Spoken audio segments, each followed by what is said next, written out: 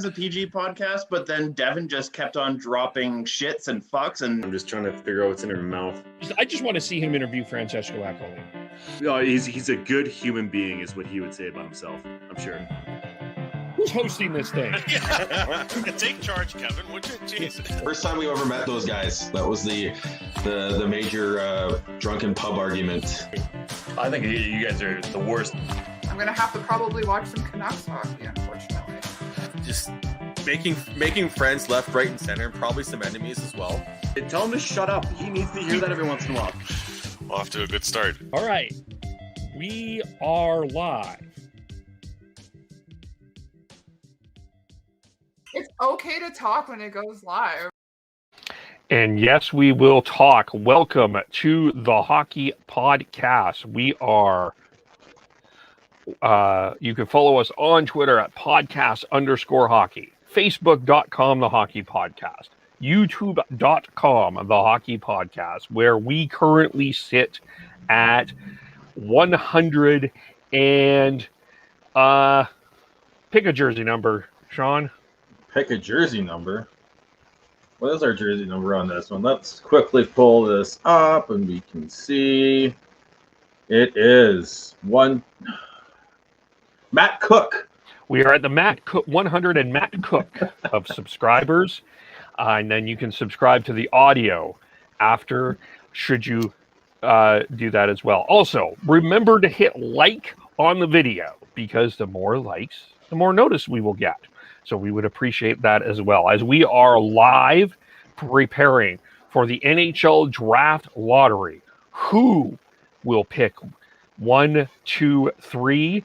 That's where we're going to find out. Where are the Vancouver Canucks going to pick? Where are the Calgary Flames going to pick? And where are the Seattle Kraken going to make their first ever National Hockey League draft pick? And we say hello to Sean. Hello. Hello, Kevin. Yeah, we're hopefully going to see some, maybe the Canucks get some draft lottery luck this year. They've done a good job with the draft of late, even though they've dropped down 1 or 2 spots. It seems like basically every year. Yeah, they've done well. Calgary, of course, has a 2.2% chance of winning the lottery. Vancouver's at 5.4, I think, or something like that. And of course, there's some fascinating rules with this, and it would be oh so typical and oh so fascinating. If the Arizona Coyotes win the lottery, we have to do this all over again. So we could be here all night. They could keep winning. Are they actually going to do the draw live like they did with the ping pong balls in the second lottery last year? Or are they just going to go back to the normal, we won't know if they actually won? Come on, we want this live, don't we? Don't we want this live? I think it's only two lotteries. The reason I think they did the second lottery last year live is because it was one lottery. I think they're going to go back to the normal. We'll have Bill Daly just showing the cards, and then it'll come out after, I believe, is when we'll find out if Arizona ever won either of the lotteries. Fair, yes, but that will be fascinating as well. But it is interesting with this. I mean, this is a fascinating draft in that we have not had a consensus. Number one, we have nominees. We have a majority of people going one way, but we don't have a consensus, which makes this really fascinating in one sense. And another sense is there's a lot of players in this draft that haven't played. Obviously, with COVID, they haven't played as much as well. I just retweeted this out, but writing for the Dub Network, I did a cover in the U18s. I had a chance to interview Peter Lombardi as well as Derek Neumeier, by the way, on the prospects, as well as Stephen Ellis from the Hockey News. So I was able to talk about three different perspectives. I'll retweet those out there as well. So there were a lot of players, though, that U18 that were not in that U18 that are considered pretty high. One of them, The majority number one pick is Owen Power, who played at the World Championships and looked very good. We've got Luke Hughes, brother of Quinn. He did not play. Chaz Lucius is also another player that did not play. Cole Sillinger, which if you would have imagined him on that Canadian forward line with the U18s, that would have been dauntingly scary. But he's another one as well that is going to go pretty high. Is expected to go pretty high. So there's not a generational draft pick in this. There's not a guy. It's not a Shane Wright, Connor Bedard type of draft. But there's still there's some really good talented players depending on what you're looking for.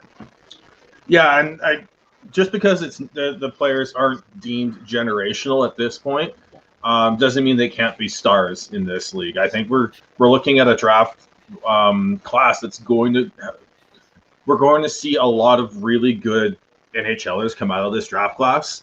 There's going to be really good players that come out that get drafted mid to late first round to all the way in the second and third rounds. I think we're going to see multiple players like a Braden Point or a Shea Weber, where they're going to be coming out of the second and third rounds. I think is what's going to happen in this draft, just because of how weird a season it has been. And even then, I still think the reason Owen Power gets the sort of is the closest to a consensus number one is that he's got the highest upside, I believe, especially of the defenseman. He does have a number one defenseman upside from everything I've read, and it's just whether or not he can get there. It's the question of whether or not he can get there is a lot more murky than say last year when you had in previous years when you've had like going way back with Victor Hedman, like everyone knew he was going to be a number one defenseman. Rasmus Dahlin, like he's stuck in Buffalo, but he's still a number one defenseman. So I think it's going to be. I think the other thing we're going to see is we're going to see a lot of these lists, these public lists, be completely off of what happens on draft day, because of how tight the everyone sees this draft class being. Yeah, well, a good example of that is a guy like Dylan Gunther. If you saw him at the U18s, there were a lot of people that weren't very high on him, but when he played in the WHL bubble, a lot of people were extremely high on him as well. So it's going to be dependent on when you see someone as well. There's going to be a lot of factors in that. You talk about a guy that I think I'm just going to put this name out there that I think is going to be a second or third round, a second round pick. If he gets to third, I'll be stunned. But a guy that I think a lot of teams are going to look back and I wonder that it's going to be a miss. People are going to be talking about. I'm just going to put this name out there. It's going to be watch for the name Logan Stingkoven from the Kamloops Blazers. He might be one of those guys that a lot of teams will be like, I can't believe we didn't pick him. And the fan bases are going to be like, hashtag thank you whatever GM. But that's one guy I can see. There's Fabian Lysell, who didn't have the greatest U18s, but a lot of people are still high on him as well. Simon Edmondson from Sweden as well. He's huge. 6'5", 187. And 18. Could you at 18? Filling out that at 18, he's going to fill that out a lot. Yeah. If he's already 187, yeah, he's 6'5", but if he's already 187, he's going to fill out to at least 220. Yeah. There's Brent Clark, who people are very high on. Mason Mctavish is a guy that had a great U18s, and a lot of people are really high on. Very nasty guy. Like, I mean that in a nice way, but he's a guy. He's one of those. If he's on your team, you're going to love him. If he's not on your team, you're not going to love him. He's one of those. And so it's a fascinating draft as well. And we say hello to Kate, who's also back. Hi, Kate. Thanks for coming as well. And well, let's kind of just go through maybe we'll start with the Canucks, and I'll talk about the Flames here, and as we're still waiting to Devin to do the run-in. What are you, in terms of draft needs, which is probably different than current needs? Sometimes can be different than current needs, but what are you thinking the Canucks need? What's the best player available, whatever, regardless position, is what they need to be doing. But if there was a positional need, it is defense. You look at what they've got on in net with Demko and DiPietro, and don't forget about Silovs, especially if they were able to keep Ian Clark. Silovs was an Ian Clark pick. I think they're quite high and set on that pipeline right now. Even though I would like them to pick up another goalie in this draft later on. And then you look at up front, you've got Pettersson, Besser, Horvat, Hoglander, all have played NHL games. You've got Colin hopefully stepping up. You've got Podkolzin coming in next year. They've got enough of a core group of forwards that should be able to hold the fort down. So if they're drafting in the top 10, I think, and if one of those top defensemen are available, you can't pass them up. Yeah, I think with the Flames, it's the same thing. I think you got to take the best player available. I do want to see. I think if there is a need, they need a right shot scoring forward. They do need that. That is, I would say, the high priority of things that the Flames needed for sure in the offseason that they need to solve. There is a few of those in this draft, so we will see. But you do have to take what you think is the best player available, and it's fascinating on there. Based off of if neither of those teams, neither the Canucks or the Flames move up, players that fit the molds for both of them would be Luke Hughes for a defenseman for the Canucks, because there's 1, 2, 3, 4 defensemen that are projected to go in the top 10 based off of some of these lists. I'm looking at Sportsnet's top 32 right now. And then you've got Fabian Lazelle's a right shot forward, as well as you've got Fabian Lazelle, if he drops, is someone that either team should pick up if they're picking in that spot. But you don't know who's going to be available in those spots because of how unpredictable this draft looks like it's going to be. Yeah, it's certainly will be fascinating. As let's make sure I've got something here, because I think I have a funny feeling.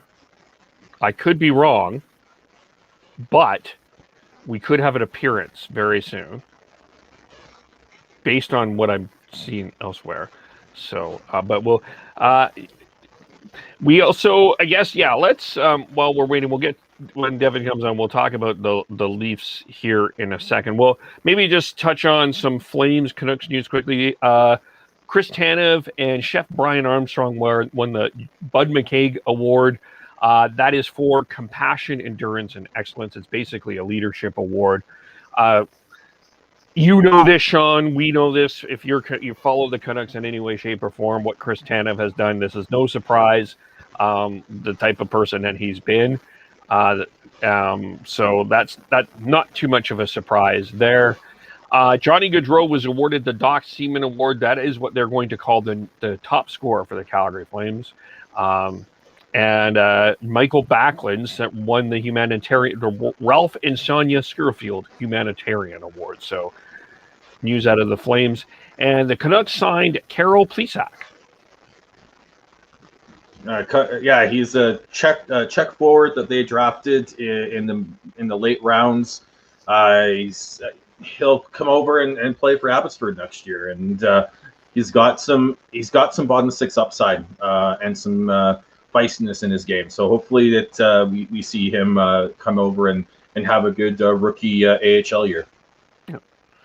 Yeah. And then I'm saving all the Leaf stuff until Devin comes on here. The other thing I wanted to just to come do here, the WHL had their draft lottery this morning. You can see it on YouTube, but the Spokane Chiefs has the number 1 pick. It went by it was draft lottery based on where you stood. They did not have a champion this year, but the Brandon Wheat Kings, who's one of the best organizations right now in the WHL, have the 3rd and the 4th pick in the draft. How does that happen, Kev? How does that happen? Well, you make trades. Oh, wait. Oh. I have something here as Devin entered.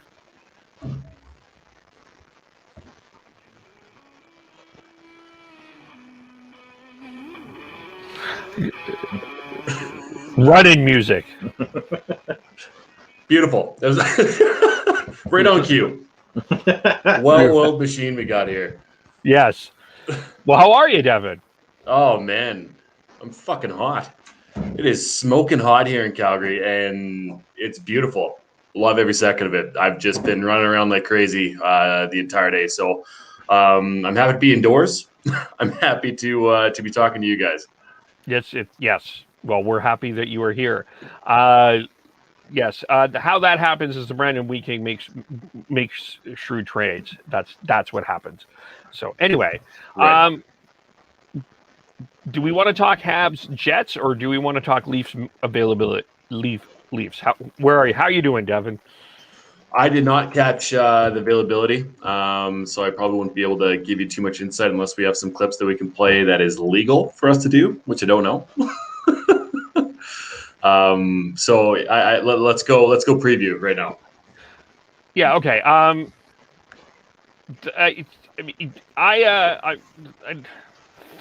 Fastest. I think this is going to be a fascinating series. I think ultimately I decided in 7 games I got to go with the Jets. I think the goaltending is almost a saw-off. Defense, I might give an edge to the Habs. But I guess the way that I looked at it is, who do I trust to score the most important goals? And it comes down to the Jets to me. That's how I see it. I see the Ehlers and the Connors and the Scheifele's, the scoring. The one thing that I wonder if the Habs have been given some bulletin board material. In that, even the Craig Button comments, the Leafs are going to sweep them. The whole national narrative is full credit to the Canadians, but the Leafs. I just wonder if they've been given a little bit more bulletin board material. And coming back from a 3-1 deficit the way that they did, I do think that they have some momentum. I just don't know if they have enough to get past the Jets. That's where I'm at. Yeah, I'm right on board with you. It's really gonna come down to the depth, and like we talked about last time we were on, just the depth of the Jets I just think will outweigh what the Canadians can throw at them. When we talked about that third line of Kopp, Appleton, and Lowry, and you got to be scared about that if you're Canadians fans. The amount of skill that is within that lineup is, God, does this sound deja vu-ish? Talking about the Leafs and the Canadians, the amount of depth, the skill on top end there. Except the Jets bite back. Fair. Yeah. All right. I'll give you that. But yeah, I think overall, if you look at goaltending will come out pretty much even. I think a goalie will steal a game here or there for both teams. And you have the defense, the underrated defense of Montreal, or of the Winnipeg Jets in comparison to the top 4 of the Montreal Canadiens. You think the Canadiens will come out on top, but then forward-wise, you got to give it to the Jets. And I for the record, I did say Jets in 7 as well. Yeah, I've got the Jets winning this as well. I think it's I think they've I thought about it, and I think it makes a lot of. I just like the makeup of the Jets up front. They can match up with the heavy wingers that the Habs have with Josh Anderson, Corey Perry, Joel Armia. The Jets have Pierre-Luc Dubois, who's big and can handle himself. They've Blake Wheeler's not. It doesn't shy away from that. Neither does Nick Ehlers. Nick Ehlers is an underrated, gritty player. I think it's going to be. And then you throw in that third line. You've got Kopp, Lowry, and Appleton, very gritty players who do not shy away from any physical contact. And I think with that in mind, I think that's what's going to be the difference. Is I think the Jets do have that bite that's going to be able to control. They'll be able to, like I said, bite back on the physicality that the Habs have, and they've got the size up front to match up with the size that the Habs have on their blue line. Kyle jumps in, says, "What's up? What's up, Kyle?" Rob, Jets start a little rusty. Habs win game 1, and Jets win series in 6. My question is, if you're the Habs, who do you start tonight? And I bring this up because the Golden Knights started Robin Lehner game 1 after a 7-game series. Do you go Price? Do you give him, or do you go with the rest and give it to Allen? You go with Price. You go with your workhorse true number 1 goaltender who got you here. I agree with you, but I know that discussion has been out there. I think you start Caden Primo. Why wouldn't you? You know, we're chucking out random thoughts. Kev, I understand where you're coming from with this, Kev, but yeah, it's always Carey Price, and it will be Carey Price until the end. Even if he falters, Jake Allen was there for the regular season and to help him get ready for the playoffs so Carey Price wasn't burnt out. That's the only way that I see it going within these playoffs is Carey Price is starting every single game. Yeah, I don't disagree with you, but that thought was that some people were, because what Vegas did, I thought it was a question that people brought up, and I think how did it work out for Vegas? They lost. Okay, yeah, good. It was not a good decision. Yeah. It was I understood why, but I think you run with Marc-Andre Fleury. Well, and when was the last time Lehner was in net? Realistically, right? He was coming off rusty. You can get as many shots after practice as you really want, but it's not gameplay. And honestly, I didn't watch the game. I just saw the final score, and that whether or not you have a good goalie or not, like if the team's not confident in front of your goalie, then the team's lost. Yeah. I think I may have there's no way the Golden Knights should have done it. Yeah, I was trying to think of a way. That was a complete overthink. Yeah. And you have a Vezina nominee for this season, the guy who got you through that first round series, and hasn't shown that he needed. Yeah, that was a complete overthink, and we'll see if. As Devin said, when was the last time Robin Lehner was in net? When was the last time Jake Allen was in net? It's been a while. It's true. Is it? Do you go with we've got? Was it? Rob said that Jets start a little rusty tonight. If that's the same thing, you put in a cold goalie who hasn't played in a while, hasn't seen NHL speed, let alone NHL playoff speed in front of them, as opposed to say someone who is slightly fatigued. We have a so we says hello from Poland. Well, hello to you in Poland as well. Welcome to the Hockey Podcast. Welcome to the Hockey Podcast. We impact Poland. There we go.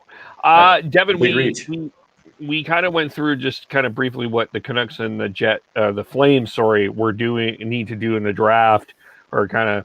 I know the Leafs only have 3 picks in this draft as of now, and they're not a lottery team, obviously. But as you have decompressed, where are the needs? I've not fully decompressed yet, but yes, I understand what you're saying. Decompressing, ing. If you look at the prospect pool here, you do have some some decent grade A prospects in the wing. You have Rasmus Sandin, Travis Dermott, who's probably going to get picked up by Seattle in this expansion draft. You also have Nick Robertson, who should be pushing for a spot next year within the lineup. Timothy Liljegren on the back end as well. I think overall you look at it, and you do need to solidify more depth on defense. Ideally, that's what I'd be going for.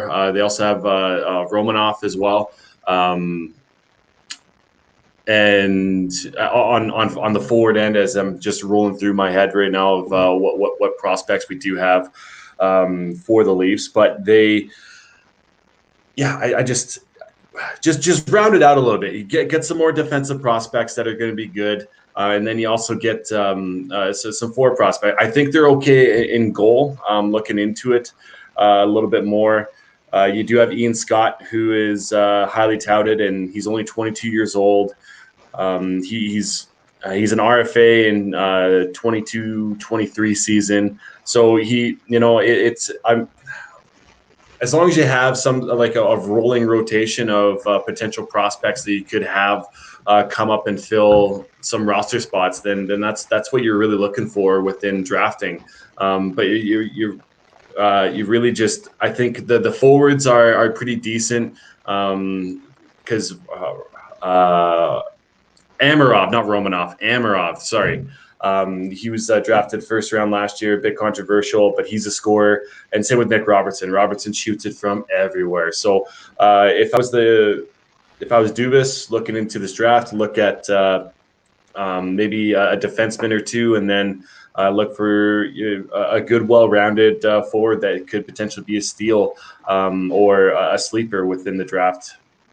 In the later rounds, because I think what we're seeing now is a plethora of people or players who were not drafted / drafted in late rounds coming in and making a difference within the NHL. And that's just, you got to hope that your scouts are doing what needs to be done. And obviously within this pandemic season, it's really hard to figure out where each player is at, considering how many games they played, if they played any games. And it's really going to be interesting, because even if whoever wins this this lottery, this is the biggest question mark first overall pick in my mind. I mean, you do have your Owen Powers and your draft rankings however you want it, and you do have a consensus for the majority of it, of the top 5, but then or even top 3, and everything after that is just, well, it's a lottery. Let's roll the dice here and hope for the best. For the Leafs specifically, I think we've seen do this in the past, and that's trade down and get more picks. With them starting with only 3 picks this year, if Dubas is, I think he will still be in charge.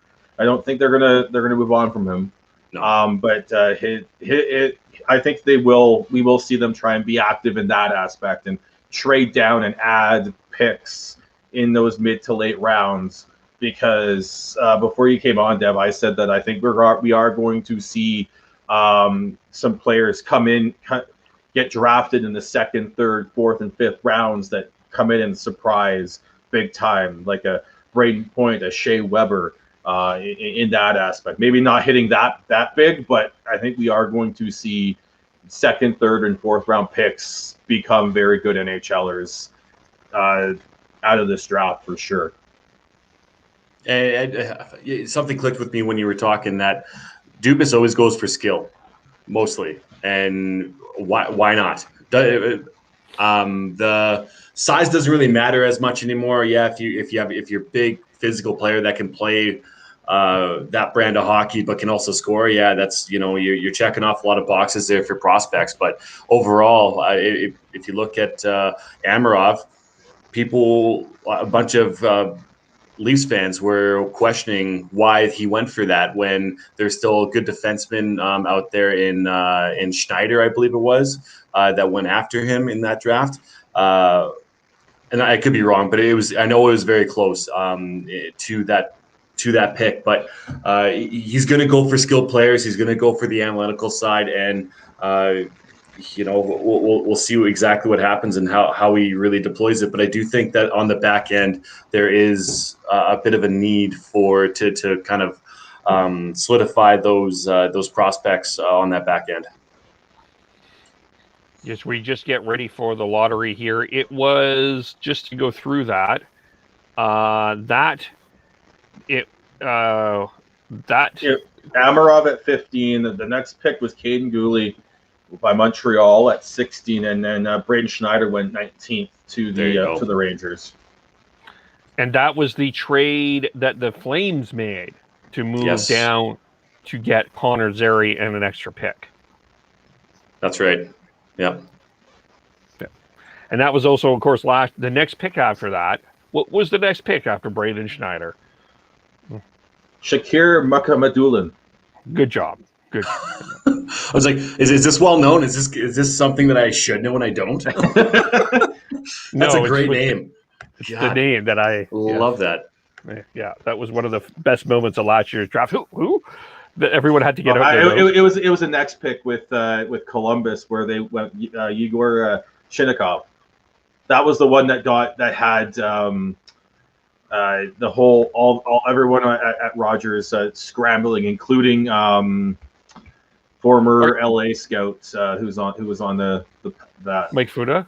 Yeah, I thought it was it not Mukhamadullin? Well, both were off the board picks, but people had Mukhamadullin at least in the early second, I believe. But it was Shinnikov who really threw everyone for a loop. So we're watching here the draft lottery. David Amber and Sam Constantino are chatting. I'm not going to risk playing this live just for legal reasons. So we're going to do the reaction. We can't show it because there's that saying, I'm just here to get fined. I'm not interested in getting us kicked off the interwebs. So, we'll react and talk about all of that as well. So they're still talking.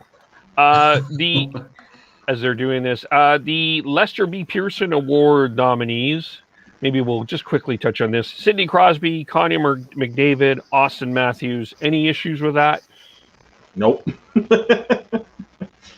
I think we all know the consensus number one within that, which is Connor McDavid. So, I think everybody else is just a bridesmaid within that within that selection. Yeah, you have the guy who put up point totals at a rate we haven't seen in a while. The guy who put up goal totals at a rate we haven't seen in a while. And then Sidney Crosby, who just was one of the biggest reasons why Pittsburgh got into the playoffs. Yeah. So I think there's probably others, but I think those three are it's really hard to argue with them. Yeah. I was expecting Matthews and McDavid for sure, and that third spot was maybe a little bit more up for grabs, but you can't knock the season that Crosby had. Nope. See here as we go on, still conversation continuing. Nope. This is just thrilling right now. Riveting podcasting, man. Yes, it's riveting. Yeah, but I think what was one of the big news that came out was today was it Kiprio saying that he thinks that Morgan Riley's played his last game as a Leaf, and I think both the Canucks and Flames should be right in on that. Although I think the Flames would be better off going after maybe a Seth Jones. I think that fits into their blue line a lot better based off of him being a right shot versus the left shot, because even in the trade, they'll probably have to give up Valimaki, but they still got Connor Mackey who can step up and play left shot. They've still got Giordano, and then you've got Hanifin on the left side. Oh, he's not going anywhere.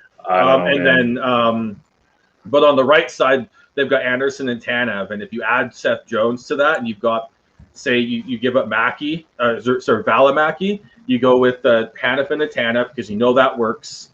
Giordano, Anderson, you know that works. Mackey, Jones.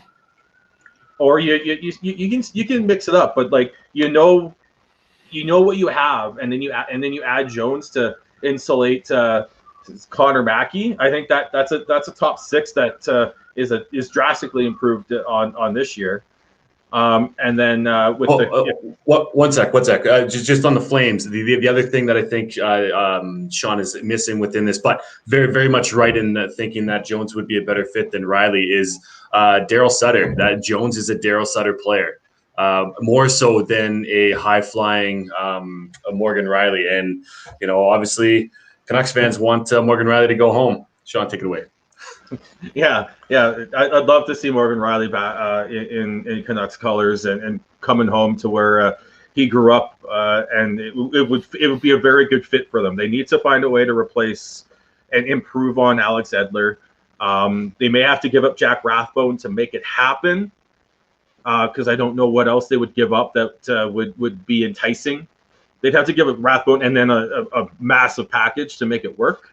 And even then, I don't know if it would work. Even then, I don't know if it's going to be big enough. But if you do that, Ulevy can play third pair minutes.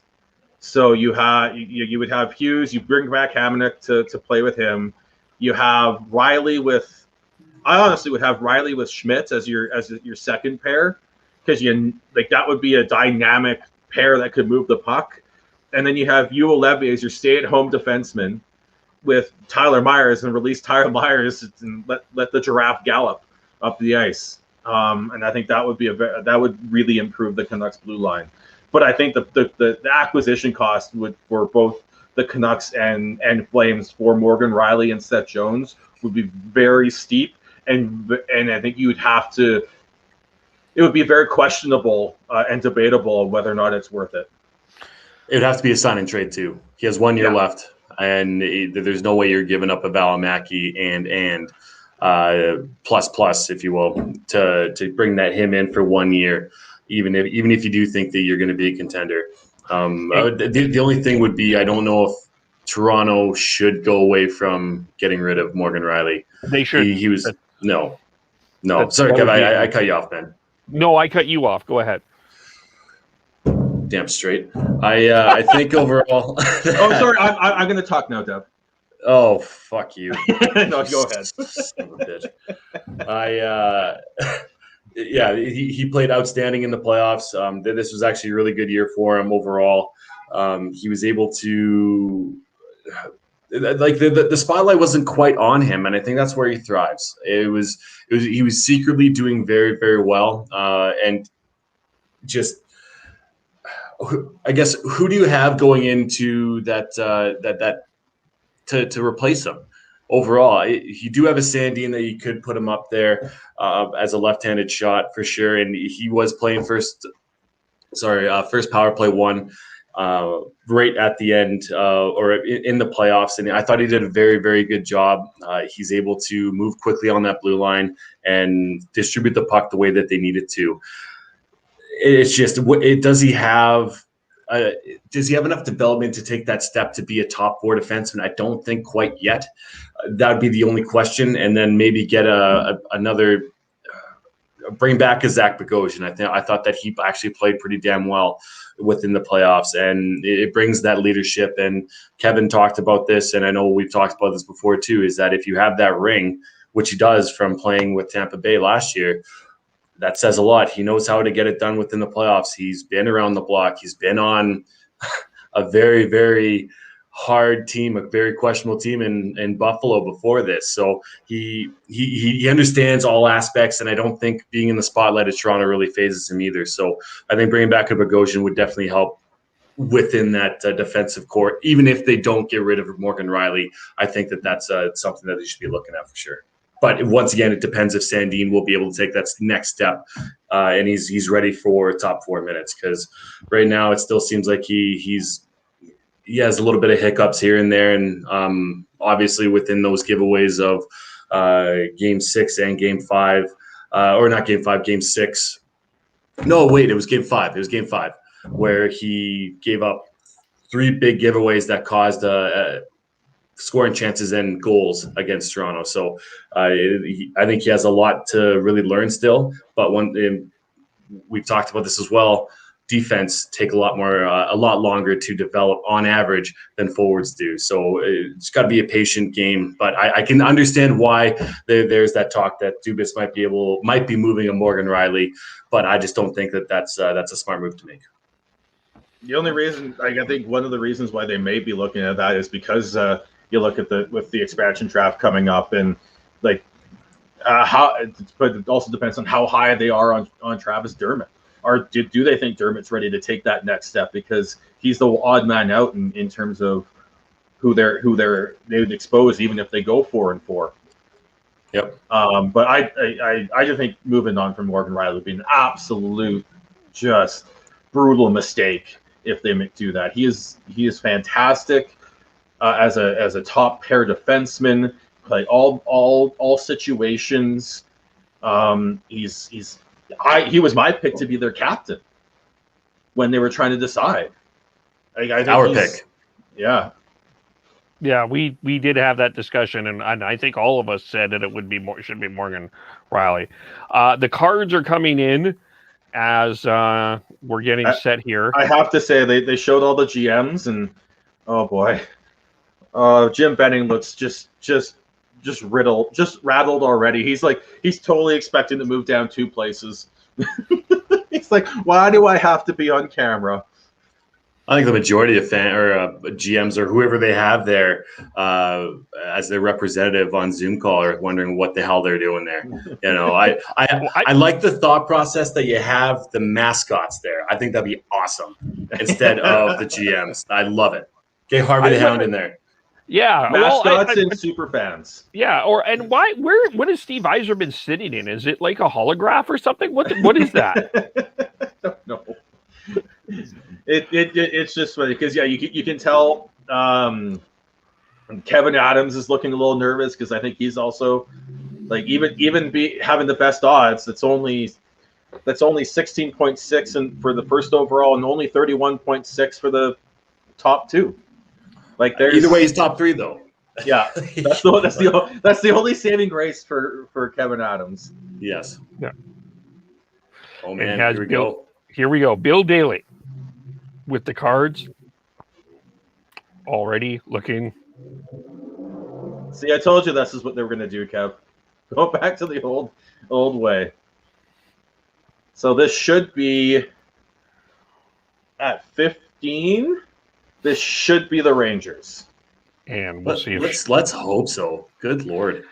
Pick number 15 is... It's not the Rangers. I'll be angry. There it is. The Rangers. Oh, thank God. Oh, thank God. Oh, poor Chris Drury. Poor Chris Drury is like, why am I here? Okay, hi, I'm Chris Drury. I've got the worst job. I might have the most daunting job in hockey. Wish me luck. All right, 14th should be Dallas. The silence. Yeah. The Dallas Stars. Dallas, okay. Jim Nils. Good.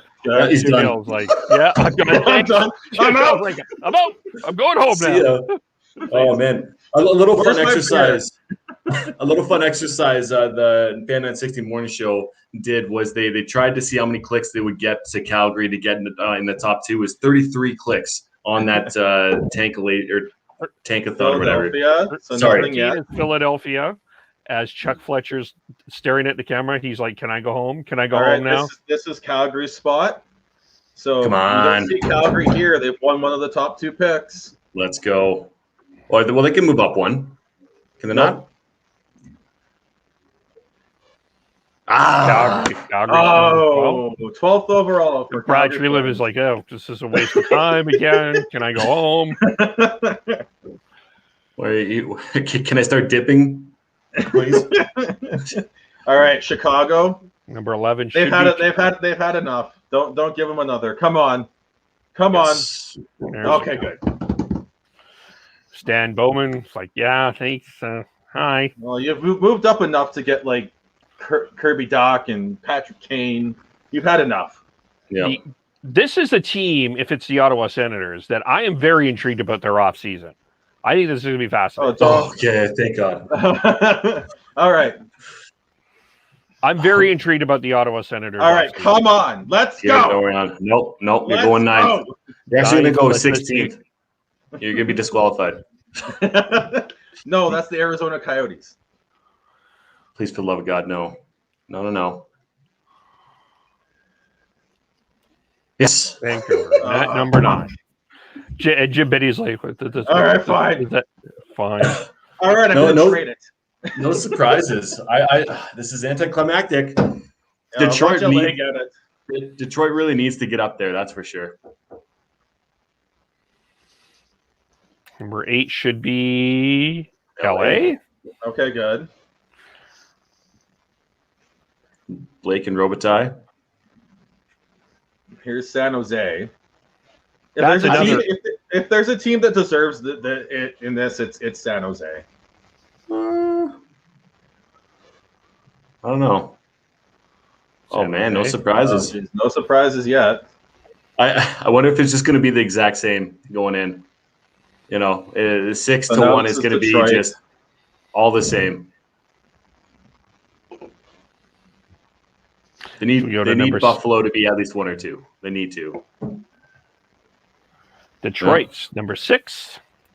Steve Yzerman in the hologram.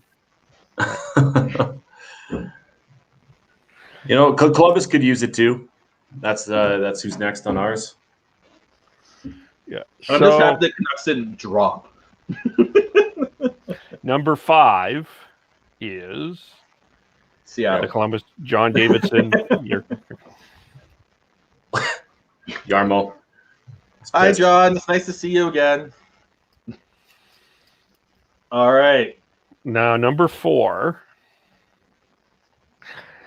Seattle's getting number 1, right? No. The New Jersey Devils, number 4. They're in the top 3. Oh, man. Seattle, then Buffalo. He's stealing my pose.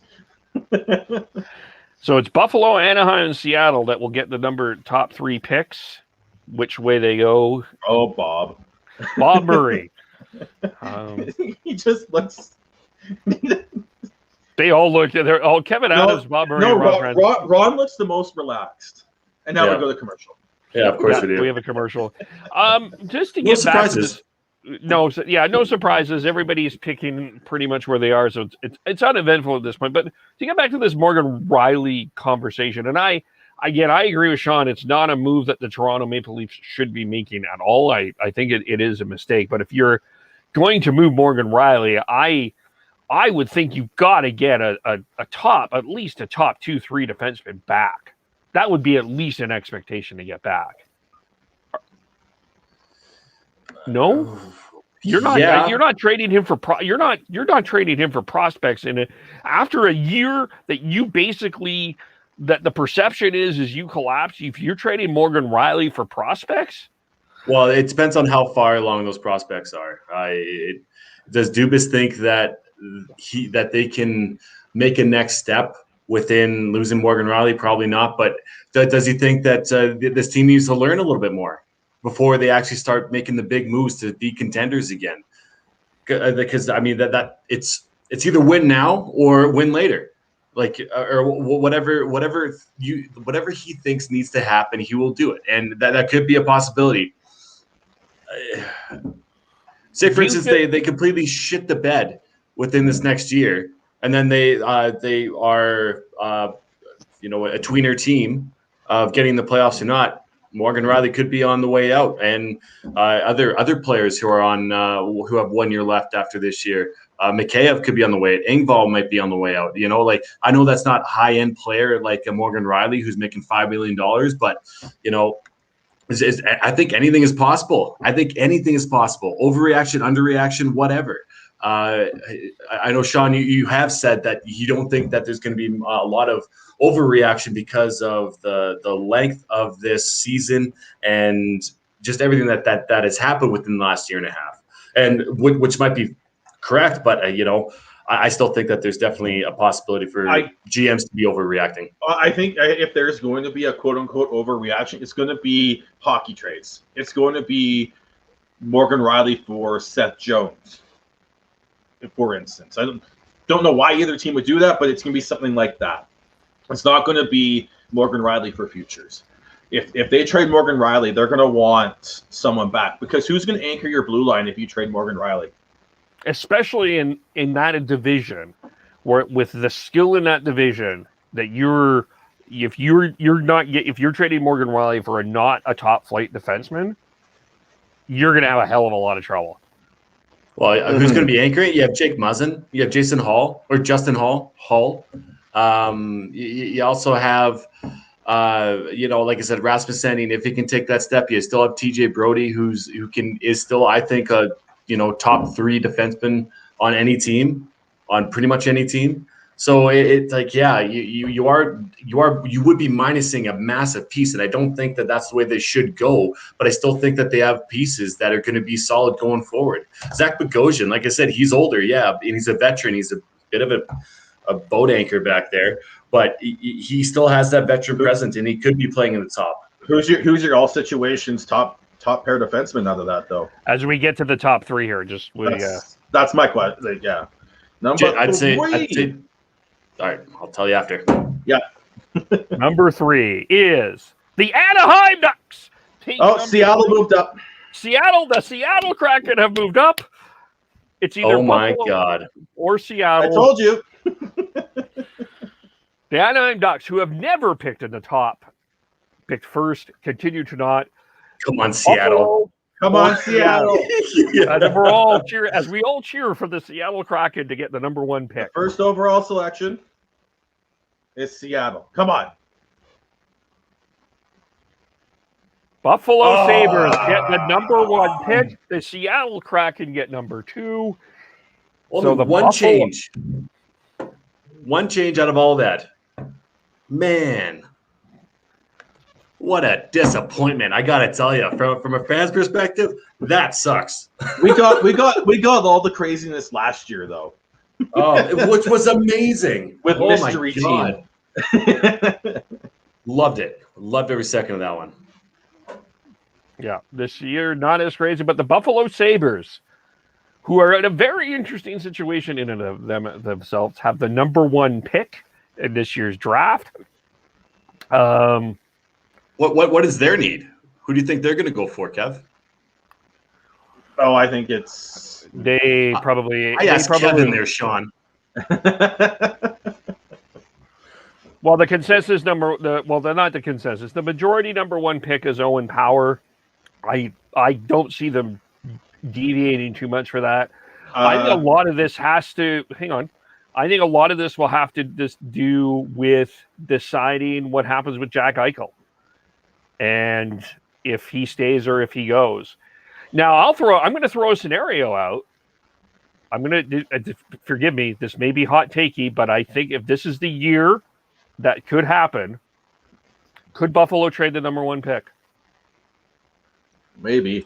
I think right now, yeah, you're right in the fact that I think it is all dependent on what happens with Jack Eichel, along with Sam Reinhart. Mm-hmm. If one of them gets traded, they go Matt Benier's. I think that's who they go with the first overall pick. I think they'd be very happy with him. He's a forward, a natural center, so that could replace potentially in the future, as well as whatever they get for one or both of those of Reinhart and Eichel. And they've got their number 1 defenseman in Rasmus Dahlin. And they've got some other decent defensemen that's on the younger side that could potentially continue to grow. So I think if I'm making a prediction, I think they go Matt Benier from Michigan and the U.S. development team. I think that's who they would go with, and then Seattle runs to pick up Owen Power. There's a few scenarios going through my head.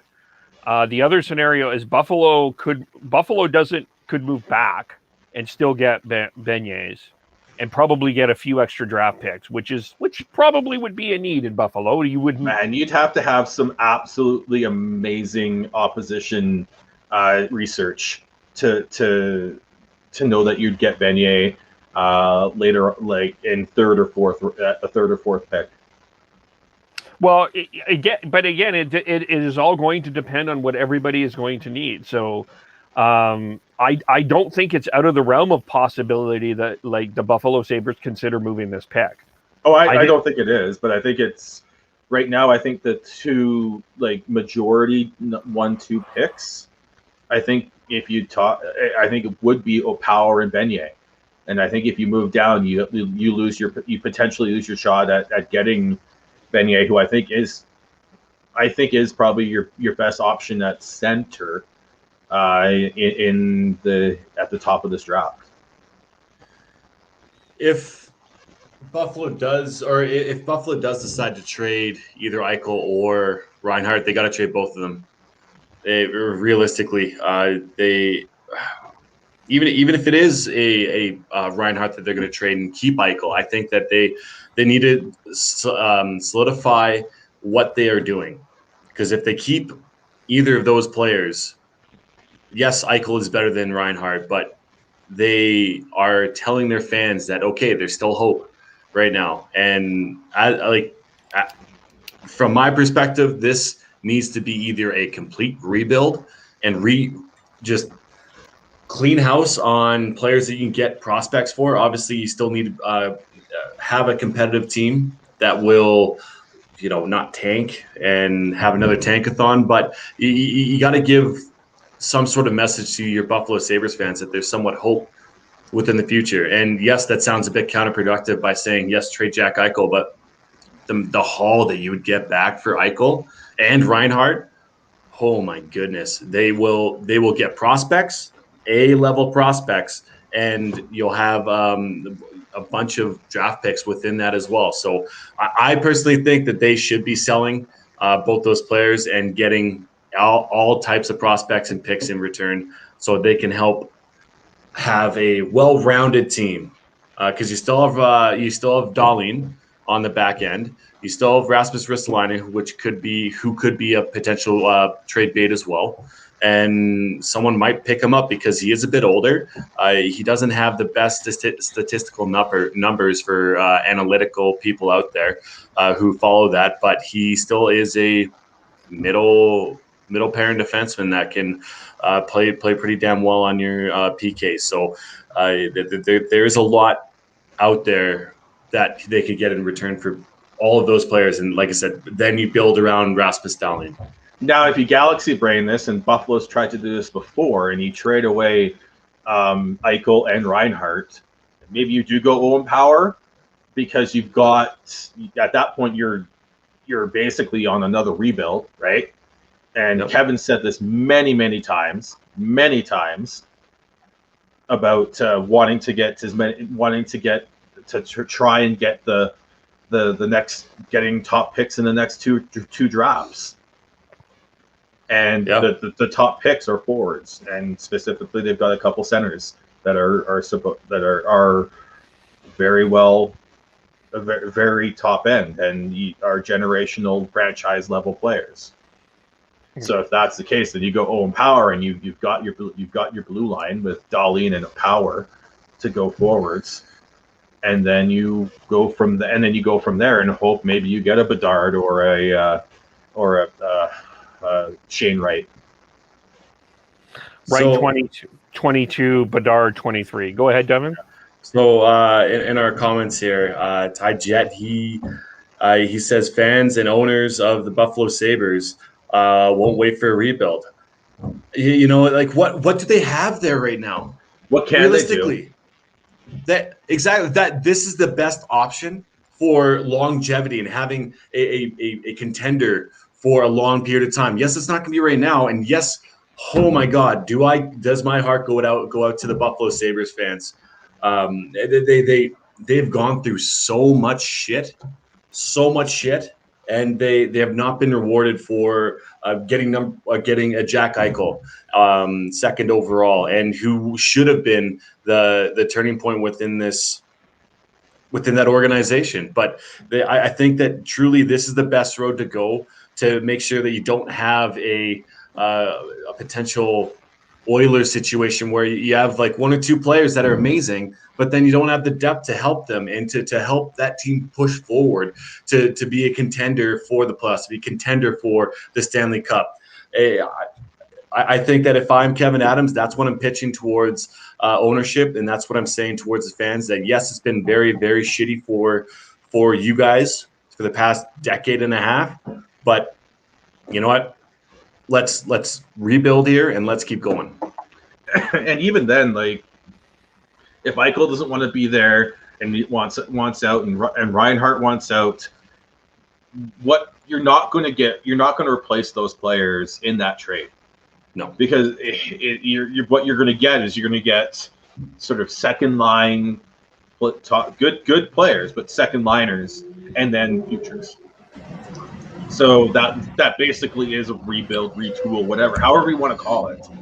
But next season is going to be another painful season because you're not going to have your true number one center.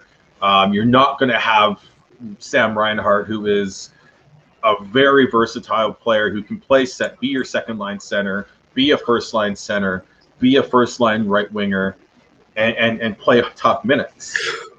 You're not going to have that if you trade those guys. You're not going to get those players like that back in those trades unless someone completely overthinks things and does a 1-for-1 trade. And I don't know who's out there that would potentially want to do that. And I don't think especially for Eichel, I don't think there's a 1-for-1 trade out there that makes sense for anyone.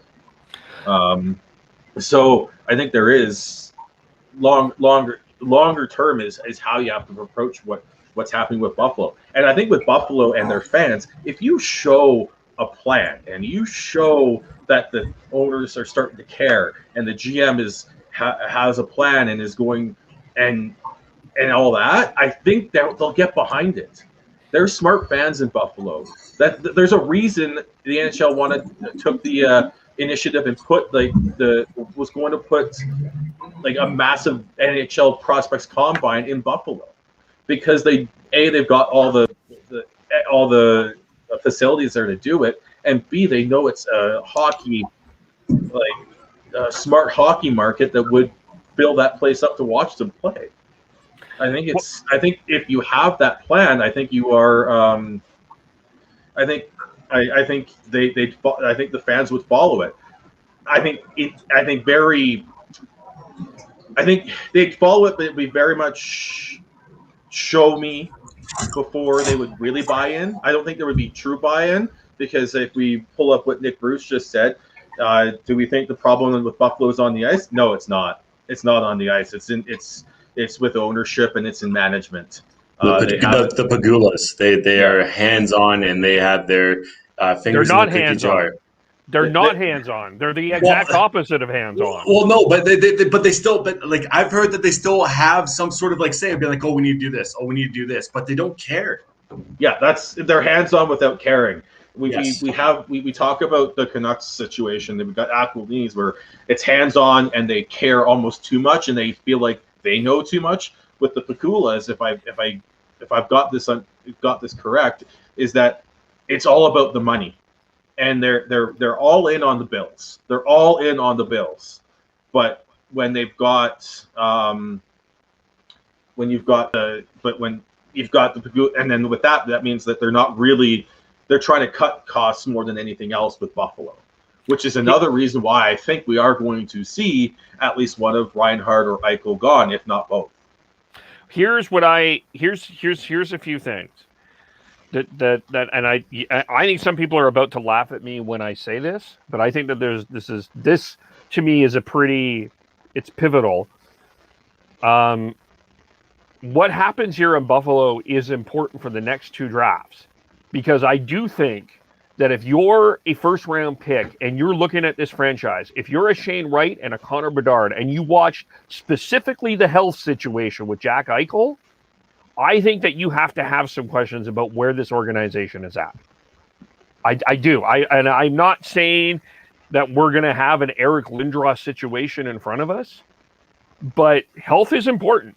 And these players are not going to be playing, you know, the way that the league is going, 32, 33 is becoming ancient. They don't have as long to play. And you have to keep your eyes on what's going on in Buffalo. Now, if I'm Buffalo, I'm trying to get a first-round pick next year and the year after that for sure. But I think what happens here, what Buffalo is doing in terms of whatever this plan is, I think it's hugely important the next 2 years, because I do think it's reasonable that they will probably, that there's a reasonable chance that they could get a number 1 pick in the next 2 years. And if I'm a Shane Wright and a Connor Bedard, I may not, it's that good Canadian boy. I don't want to make that statement that I'm not going to show up. But it's certainly, I got to be asking some questions. Well, not to mention, you had Ryan O'Reilly say that he didn't love playing hockey anymore there. And we all thought that his career was over and done with. Then he goes to St. Louis. No, and Patrick the guy he got traded for. Absolutely. Berglund did the same thing. Yep. But you had both those players come into Buffalo and not want to leave. Berglund just quit. He quit on the team, and he went to go play in back at home overseas in Europe. Like, to me, those are massive, massive red flags within that organization. And God, who knows what needs to happen there to make it better? And if there is a positive side to this, you got to think that Craig Adams, being an ex-hockey player, good Lord, I suck at first names. I suck at names in general, but I got Peter Holland as a GM in Edmonton when it's fucking Ken Holland, and then I had another one. You had Romanoff, the Montreal Canadiens defenseman Romanoff. And you kept calling Mark Stone Michael Stone. Yeah. Yes, exactly. I'll go with last names. How about that? So, so you do have Adams as your GM, who has played the game, who does understand what needs to happen within inside a locker room to make it cohesive, because it does start from the top down, management to owners to management to coaching staff to players. And if you don't have that in the correct order, or if you don't even have that cohesiveness between, let's say, the players and the coach, or the coach with the players and the coach with the GM, then all hell breaks loose. So overall, that entire organization is a tire fire, unfortunately, and that. The rebuild is the only way that I can see them being successful, because then they can dictate who comes in as your veteran leadership and who can actually teach these kids how to win and have the right the right mental state to push past all this other bullshit that's happening within that organization. So I already put up a poll here on Podcast Hockey. You can follow us on Twitter there. And so far, 70% of people say that should the Buffalo Sabres trade the first pick of the draft. 70% say yes, 30% no. I like what Nick said. Good comment here. It is a strategy that could be beneficial for Buffalo to trade down to get a bunch of role players who might actually play for you. But I don't disagree with that. That's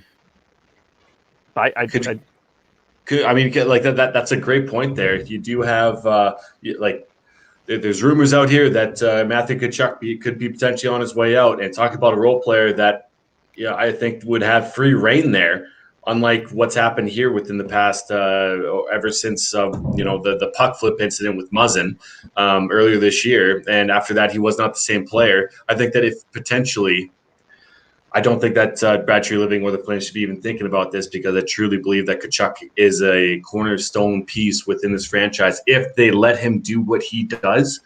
But if that's not the case, then if it's a Matthew Tkachuk of earlier at the beginning of his career, not including this year, then that you talk about a role player that would go through a fucking wall for Kruger or whoever's going to be there next year. Then that's a great point there, Nick Bruce. I'm gonna call everybody by their last name, for the love of God. So you have two first names, Nick Bruce. I'm just kidding. I love it. Devin's yelling at our viewers. That's awesome.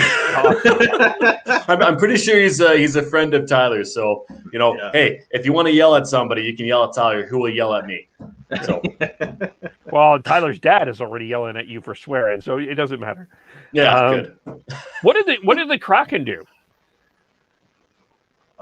You just take. I said if Beniers is available, you've got someone who could be a first line center to build around. If Owen Power's there, you've got someone who's got a top pair defenseman ability. So I think it's an easy decision to just go there. If not, but also rely on your scouts.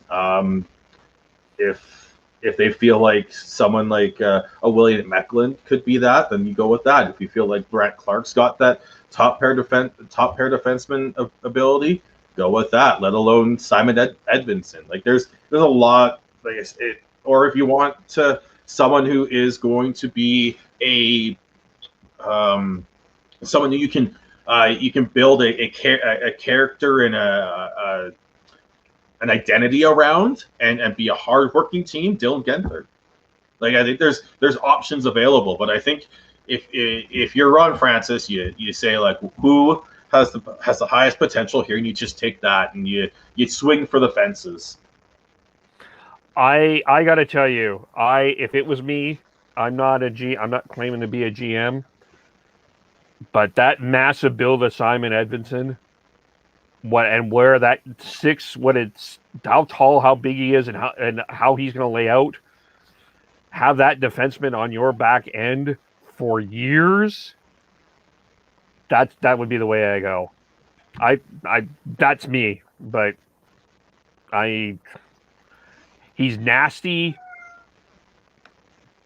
Like, geez, that's me where I would go. But you're also, the other thing that you got to do in Seattle, I think, is you got to build some stars too. Like, and sometimes a defenseman isn't necessarily a star, but depends on the Kraken's approach. That's going to be fascinating. Now, the one thing going into this draft, I think is going to be something to watch for sure is how high just Jesper Wallstedt goes. We saw Askarov go pretty high last year, and Spencer Knight the year before. I don't think Wallsted's as strong a candidate for all that, but as those two. But in this draft, you've got, I would say, Ottawa would be smart to pick him up at 10, because I don't know how high they are on whether it's they're two younger goaltenders, but and then after that you've got maybe Chicago at 12 or at 11, San Jose at 7 if they really want to take a stretch, but I think that's going to be something to watch going into this draft, is how high Jesper Wallstedt goes as the top goaltender. Yeah. Okay. So where you guys are more versed on the prospects than I am right now. Where do you think Luke Hughes goes? Considering you got a Hughes jersey right behind it there, Sean. He'll go top 10, I think.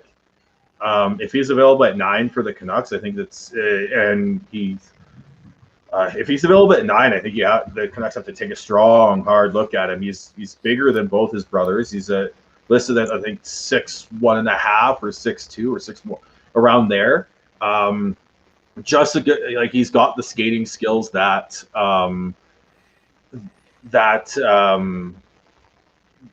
his brothers have too. Like he's just I don't know if he's got the hockey sense that makes both Jack and Quinn very special, but he's still got the size and he's got the skating, and even if he doesn't have their hockey sense, he still has really good hockey sense to make him a very good defenseman to pick at in the sort of 5 to 10 range. I think is probably where he's going to go, because I think I think Brent Clark being a right shot defenseman, I think is probably going to bump him up into the top 5, is my guess. So and then you've got, like I said, you got Owen Power, who seems to be up in that 1-2 spot on most lists. Simon Edmondson's got the size that's going to make scouts, GMs, and coaches drool. So I think Luke Hughes is probably number 4. Will be the 4th defenseman pick, so that puts him in that 6 to 10 range, I think. Yeah, 5 to 10. I think. It's gonna. I think it will. The first 2 will probably be Powers and Edmondson, and it will be between Brent Clark and Luke Hughes that will go 3-4 in terms of defensemen, depending on order. There's a couple of other defensemen that could sneak in there though as well. Sorry, I'm drawing a blank of one of them right now, but I would agree that I don't see Luke Hughes falling out of the top 10 at this particular point. I mean, I could see it. You've got Mason McTavish, Fabian Lizelle, who are players that I could see jumping up, depending on what lists you're looking at. That could, but I think likely he's probably in that top. He's still in the top 10. We're likely looking at 4 defensemen in the top 10. That's my only issue, is that there are. If he was like the 3rd best defenseman, I think it's almost a given that he's going to go in the top 10. But because there's potentially 3 that go ahead of him, I think it's. I think there might be a chance that he goes in that 11, 12, 13 spot. Fair. I have one more question. So I'm looking at the Athletics list here, and they have Nikita Chibrikov, and he's number 1 in goals ranked on their site right now for all the prospects. Have you heard anything about him? Oh, he was really good in the U18. Okay, so there's a few guys in the Bob McKenzie's 22 to 30 that I would be watching. Not only Chibrikov, he had a really good tournament. Isaac Rosen was another one that played very well with Sweden. He's a guy that I think will be good. Francisco Pinelli, a lot of people thought was picking him to be the leading scorer for the U18s. Brennan Othman is a beast. He's a beast. He is a physical. He has played with Shane Wright pretty much everywhere he's gone. He's an absolute beast. And then another one, there's Simon Robertson and Sasha Pasajov as well. A couple of other guys that I think will be good as well. Chibrikov is a really talented guy. Led Russia. I think it was him. He was on the line with Matvey Machkev in Russia. Really talented. I could see someone picking him higher than 22. I think he's a guy. And some of those guys, the Chibrikov, the Rosens, the Othmans, Pinellis, I think someone could try to. I wouldn't be surprised if someone in the 10s to the 20s decide that will have him higher on the list. I wouldn't be surprised if he was higher than where Bob McKenzie currently has him at 22. Well, and I think that's when things in normal drafts go crazy too. After that, I would say after that 12, 13, 14 range is I think when we're going to see things go just completely different than with the way a lot of people have their lists. And I think someone like Chibrikov could jump off. Logan Stingkoven is the guy that Kevin is super high on. I think he could jump up. That's where I'm at. I think it's once you get to that range, I think the difference between the prospects in that I would say 15 to probably 40 range, 40, 45 range. I think the difference isn't going to be that big, and we're going to see a drastic we're going to see the internet scouts and like the Craig Buttons and Bob McKenzie's and everyone go, oh my God, where did they pick this guy from? Like, where is he on my list? And it'll be down in like the 30s and 40s, and they'll be picking in the teens. And I think that's just the way this draft sets up because of limited viewings. It's a lot closer of a draft than others, and yeah, just I think the big one is limited viewings. So then, I apologize if I'm asking questions that you guys have already answered before I jumped on. With Vancouver picking 9th, Sean, who do you think they're going to go for? Oh, I think they trade the pick, honestly. Yeah. I think either they trade it down. I think they either trade down or they're going to use that pick to acquire someone that can help them, a younger player that can help them now.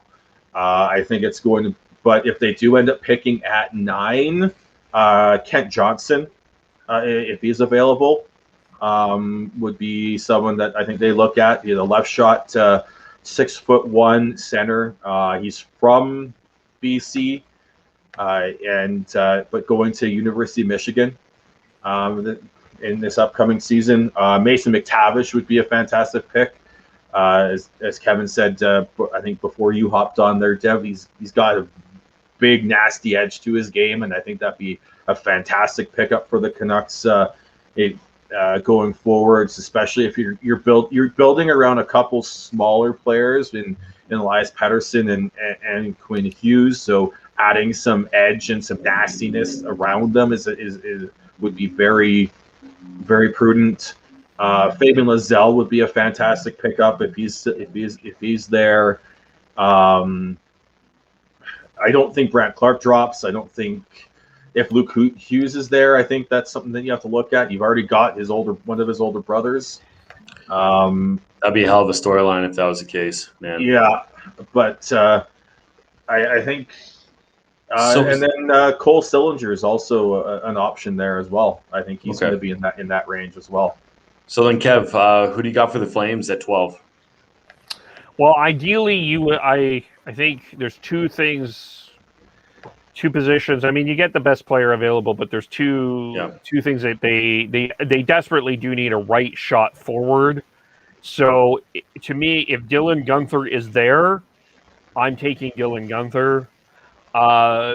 But I wouldn't be surprised if it's a Cole Sillinger or a Chaz Lucius or a Mason McTavish. Or a Fabian Lysell. I am not. I want to be careful how I say this because I'm not going to put myself in any scouting expertise of anyone else. But for me and what I watched, I am not as high on Fabian Lysell as everyone else. But that's just me and my personal opinion. That doesn't mean that he's not going to grow or become a great player. Just what I saw, there's a couple of other players that I would rather pick over Fabian Lysell, but that's just me.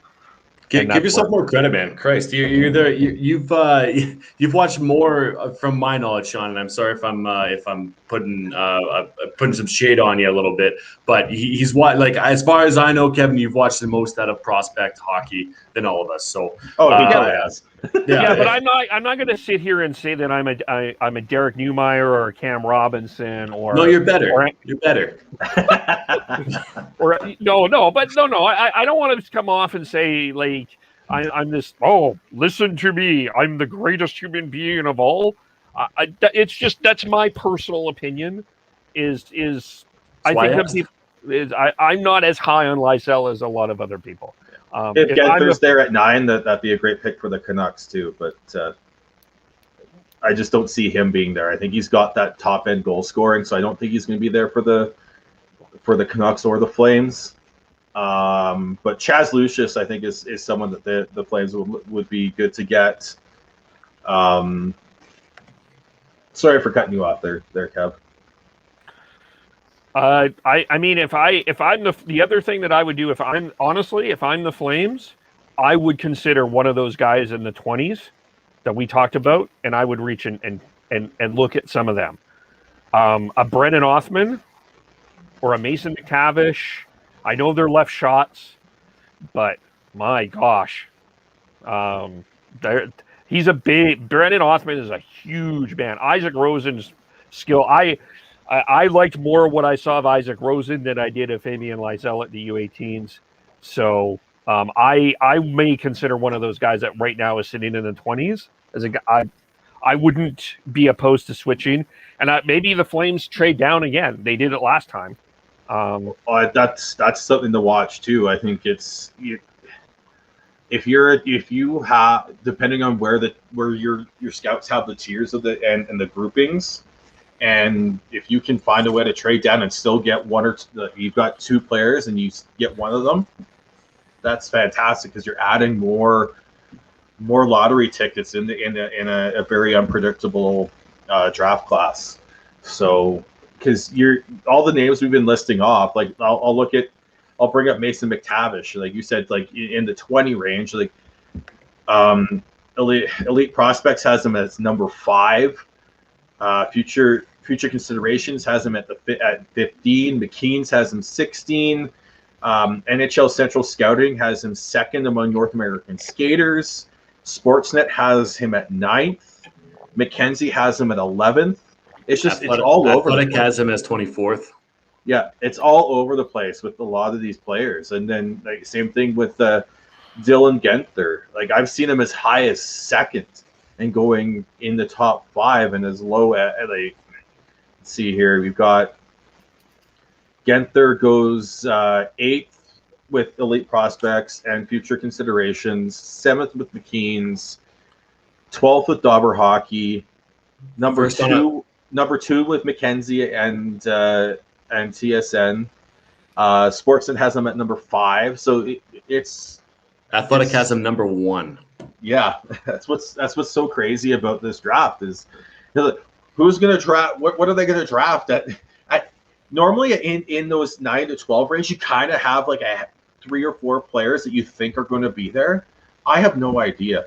I can throw out Mason McTavish or Dylan Genther or someone like that, but there could be a chance that somehow Brent Clark drops, and if the Brent Clark drops and is available at 9, Canucks need to be running up to that podium and grabbing him because he's a right shot defenseman who has top 4 ability and has the size. And has played against men all this season. We went over to Slovakia and played professional hockey there. Yeah, I mean, yeah.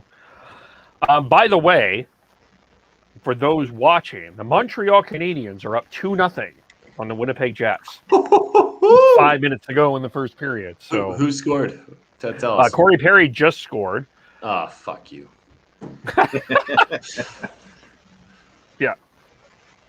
So that's interesting. Yeah, it will be a fascinating thing. It's going to be fascinating. We will be doing kind of our own little mock draft as we get closer to the draft, and that is the other thing that's fascinating about this. Is it's typical that the expansion draft is before the National Hockey League draft. That's been traditional. This year it's opposite.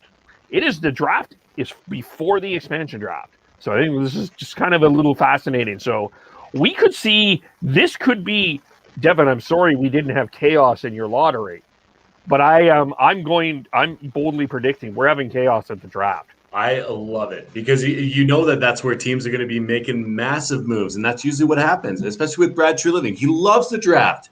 He loves making trades at drafts. Yep. But if there's going to be a Johnny Gaudreau or a Sean Monahan trade or anything, that is where it's going to happen. 100%, and especially like it is before the expansion draft, so there could be key pieces moving, not just within Calgary, but within the entire NHL. I love chaos. I hate it, but I love it at the exact same time. So, are you sure on that? That it's before? I think from what I'm looking at, it was announced back in December, unless they've changed it, that the first round, the expansion draft is on the 21st of July, and the first round in the NHL, and then their NHL draft is the 23rd and 24th. Let me look again because I just looked and saw that differently. Okay. NHL draft schedule. NHL draft. Add later. God damn it, Kevin. I'm sorry. You got me excited. And Well, I believed you. There still could be chaos, though. Even though Uh, I still it- think We've talked about it though. I think the it will draft. be. The draft is 23rd, 24th. The expansion draft. is the 21st. Okay, so I'm wrong. Damn it. But I still be a think good week. I still think we see some big moves because I think it's Yeah, we going. do. I think we are going to. I think we see some big moves with draft picks involved with the expansion draft, whether it's with Seattle, another team, or other teams trying to move things around so that to not involve Seattle. And then you've got the entry draft where I think it's going to be one of the busier entry drafts because things are so close. I think we are going to see teams looking potentially to jump up to grab the player that they may think is slightly outside the current groupings, and teams moving back because they see 2-3 players that are going to be very similar on their draft board, and they know they're going to get at least one of them if they move back 2-3 spots. Yeah, we God, I'm sick of saying this, and it's my crutch. We've talked about this before, so we've said that, and to credit to Sean, he talked about this. It's kind of like it's Seattle, or sorry, Vegas kind of took pretty much each team through the ringer of letting them know, okay, this is what we're going to do. We need you to do this. If you're not going to do this, all right, well, we're going to hold you hostage. So I think that there's going to be teams out there that will be talking to each other to see if they can help each other out within the expansion draft, so they don't lose one of their massive players and still have prospects or still have picks or whatever the case may be. And I think that what Sean said, that clicked for me instantly. That makes the most sense to send a little bit of welcome to the NHL, welcome to the show mentality towards Seattle. So watch out for that, because I do believe that is a good possibility of happening. Yeah. Well, let's leave it there. Thanks everyone for jumping on and joining us for the live draft recap. We will be back tomorrow morning to recap the Canucks not playing tonight and the Flames not playing tonight. It is the Jets and the Habs. You like how I covered up a mistake there? Well done. Game 1, and also tonight is Game 2, Colorado and Vegas, so we'll chat about that. And how do we follow everyone? I am Beardy Connect 03 on Twitter. Follow me on Twitter, everybody. I have great stuff. Gordhouse09. It's true. Tyler's TNOBLE. Chris is Schneid's SCHNEIDZ. Podcast_hockey. YouTube.com, the Hockey Podcast. Please like this video. Subscribe. Facebook.com, the Hockey Podcast. Share with your friends and family. KEVOLE. Subscribe to our audio. Thanks, everyone. We will talk to you all very soon. Bye for now.